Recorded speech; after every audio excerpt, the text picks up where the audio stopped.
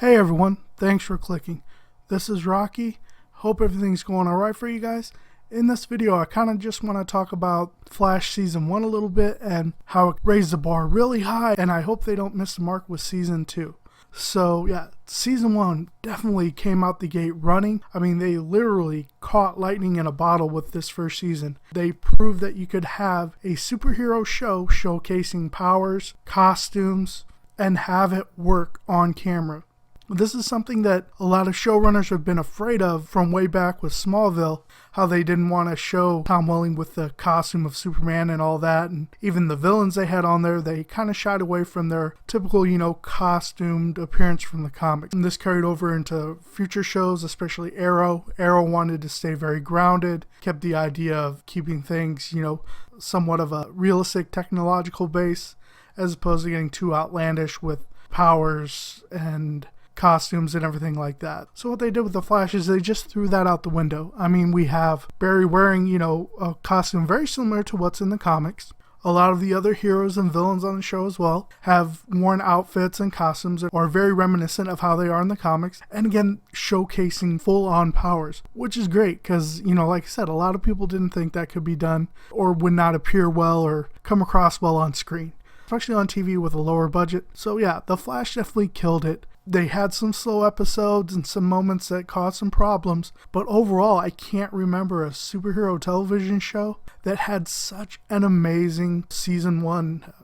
With all that being said, have they actually raised the bar too high for themselves? I mean, at this point when Season 2 comes around, they're going to have to continue to push that envelope and the boundaries and step up their game with story, characters, and everything like that they've done so well in Season 1. That's another thing I can say about Season 1. This cast has the most charisma together. I mean, they bonded so well on screen, and that just came across in every episode. I mean, it just felt natural seeing, Barry and his father, Barry with Joe, and Barry with Dr. Wells. I mean, just so much emotion every character was able to portray, and it just came across so clear on screen for the viewers. I want to see the show continue on with that. So some other things I'd like to see for Season 2 is Barry needs to get back to focusing on his powers, especially now that he's seeing a taste of what could happen as far as time travel and everything like that. He needs to seriously step up his game and focus on getting better because he's going to have a lot more things to worry about now. Another thing I want to see done with Barry's character is now he's going to kind of have to pull away from his mission to free his father from prison, though I'm sure that's still going to be somewhere in the back of his mind. And it's something they're probably going to touch on later on, but it's not going to be that constant goal, that constant need that he's always going to be talking about. What I want to see happen is with this black hole opening up, it's probably going to more than likely open the multiverse. So we're going to see a lot of different, versions of reality and different versions of Flash and things like that. So I think that's where Barry's priority is going to switch to. I think a lot of these other realities and other universes are going to spill over into the current television universe. So he's going to have to be dealing with that, which means he's going to have a lot more focus on that and less focus on his relationships and things like that they've kind of made the focus on Season 1. Now, with Cisco, he's going to be a big part of this, I think, in Season 2, as we did have the reveal that basically he's a metahuman, and it seems like he's going to have some abilities to feel what's kind of out of alignment with actual time. So I think he's going to be the one that's going to be able to detect these anomalies from all these other universes that are going to be opening up. So whether that's going to be visual or just a feeling or a combination of both, I don't know. I think Cisco's going to be very important for that. So we're going to see a transition in Star Labs from focusing on metahumans to kind of focusing on metahumans, but more focusing on this idea of a multiverse and different versions of themselves and other people. So that's going to be, I think, the big thing for Season 2. And this is going to carry over into Caitlin as well. I mean, we got that tease of her as Killer Frost, or at least having Frost powers in the finale. Now, what this could mean is we could see Killer Frost from another universe come into their universe, and they have to deal with her. Or we could see that our Caitlin develops powers, and for some reason she goes villain for a little bit. Now, what's the one thing you can think of that would cause Caitlin to go villain? Ronnie. Something could be happening to Ronnie. Could they possibly be killing off Ronnie in Season 2? I hope not, but that definitely could be a thing that would springboard Caitlin into going on a more villainous or darker path. Now, Caitlyn, they'll bring her back to the light, bring her back to the good side, of course. So we may see her develop her frost powers that way and be a villain for a little bit and then become a hero after that. I don't know. I definitely think she's going to get powers in this season. It may be on the second half of the season, towards the finale of season 2. And with Cisco, I think we're going to see his powers develop pretty early on, probably within the first couple of episodes. Because again, remember, they're going to have to deal with this black hole and Barry running into it. Where is Barry running to? So this is where we get, continuation of that multiverse. I really want to see Barry actually spend some time in these different universes and really feel the effect of the decisions he made in the finale to not save his mother, to come back and everything like that and stop Eobard Thawne.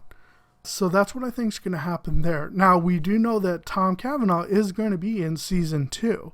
And from what I'm hearing, he's going to be a regular cast member, which means he's going to be in almost every episode, if not every episode. So how's this going to work out? I think what's going to happen is we're actually going to see the real Harrison Wells, the one that was killed by Eobard Thawne.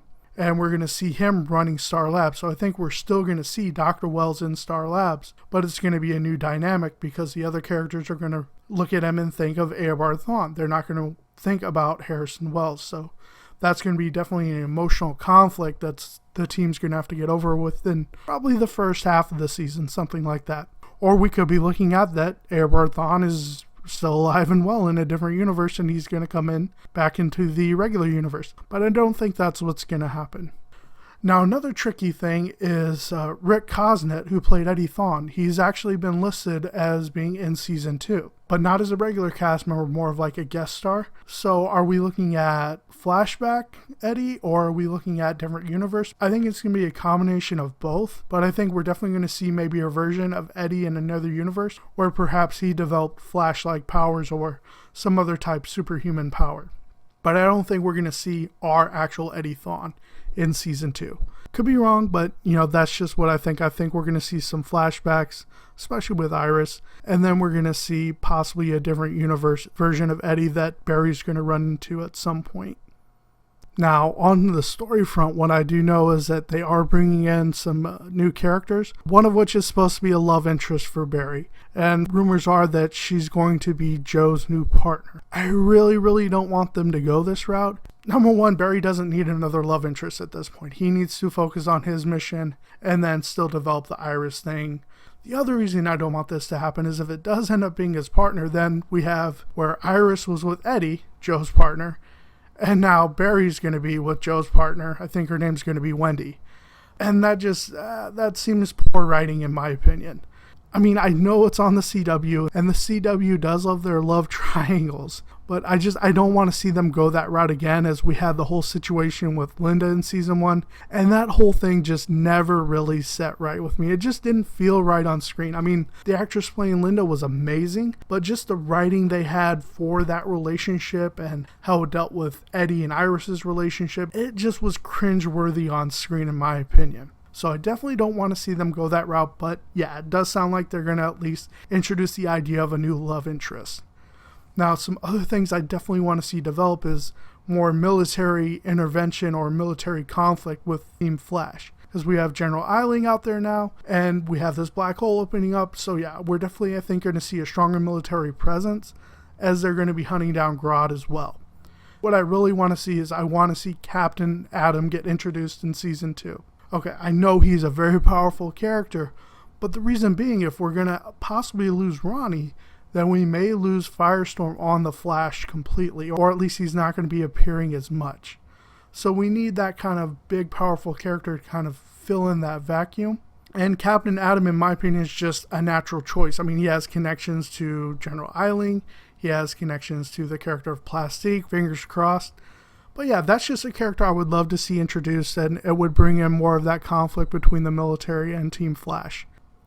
So again, overall, the Flash season 1 was just amazing. Like I said, they set the bar really high, and I love what they've done. And I love this time right now being a comic book fan and being able to see these characters coming live on screen, both the big screen and the small screen. And I just love the emotional depth that they explored with these characters. I mean, Grant Gustin is just so amazing at pulling off such strong emotion, from fear to confusion to love to sadness. I mean, he can go from each emotion at the drop of a dime. And it's very rare that you find an actor like that makes it so believable on screen. I mean, I had my doubts on Grant Gustin when they first announced him as being Barry Allen, but those doubts were out of the window within the first probably 5 to 10 minutes of episode 1. So yeah, I was very pleased with season 1. I'm looking forward to season 2, but again, they need to be careful. They need to continue to push the story, not rely on the crutch of these romance triangles and things like that. They need to push the story forward, evolve Barry with his powers, evolve the overall story, Team Flash evolve together. We just need to see those character evolutions based on the decisions that were made in season 1. We need to see that fallout, and then we need to see our characters grow and expand from there. So that's what I'm really hoping for season 2 right now.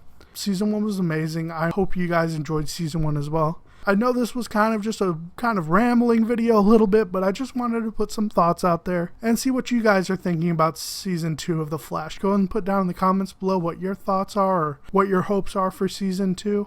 If you've enjoyed the video, definitely pound that like button and go and subscribe to my channel. That way you can receive an alert when I post my next video. To subscribe to my channel, if you're on your computer, there's a subscribe button on the screen. Go ahead and click that. If you're on a mobile device, go and look down in the description box below. There's a subscribe button there, as well as I will provide a direct link for subscribing down in the description again as well. If you have gone ahead and subscribed already, thank you guys so very much. I really appreciate you coming on board, and I hope you've been enjoying the videos. Alright guys, so if you have any suggestions for Flash videos or Arrow videos or any videos in general that you would like to see, any information on characters or other shows, go ahead and put those down in the comments below. Definitely want to provide you guys the content you want to see. All that being said, I hope you guys have a great rest of your day now. Bye.